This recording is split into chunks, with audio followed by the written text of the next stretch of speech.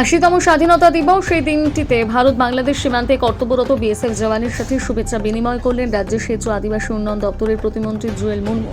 জওয়ানদের হাতে মিষ্টির প্যাকেট তুলে দেওয়া হয়। কিছুক্ষণ সময় জওয়ানদের সাথে কথা বললেন। মালদা জেলার হবিবপুর বামনগোলা ব্লকের অনুরাধাপুর ও সনঘাট খুটাদহ বিওপিতে যান মন্ত্রী। ফোন ঘাট বিওপিতে মন্ত্রীর উপস্থিতিতে স্বাধীনতা দিবসের উপলক্ষে আদিবাসী সমাজের ছেলেমেয়েরা দেশাত্মবোধক গানে নৃত্য পরিবেশন করেন।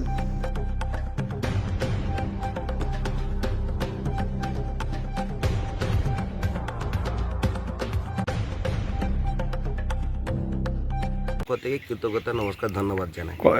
আগামী এই দেশের সুরক্ষার জন্য কি বলবেন বিএসএফকে? দেখি এরা দেশের সুরক্ষার জন্য আমাদের বারবার যে প্রধানমন্ত্রী বলেছেন এবং স্বরাষ্ট্রমন্ত্রী বলেছেন, অমিত শাহজি বলেছেন, এবং আমাদের সম্মানীয় যিনি মুখ্যমন্ত্রী শুভেন্দু অধিকারী মহোদয় তিনি বলেছেন যে আমাদের যে দেশের যে সুরক্ষা থাকলে সব ঠিক থাকবে। আমাদের যে বর্ডারের মধ্যে যে ল্যান্ডের বিষয় নিয়ে তিনি টাকা দিচ্ছেন এবং কেন্দ্র সরকার টাকা দিচ্ছেন এবং ল্যান্ড তারা কিনা হচ্ছে, তারপরে ফেন্সিং হবে, তা আমরা সৌন্দর্য আমরা তৈরি করব।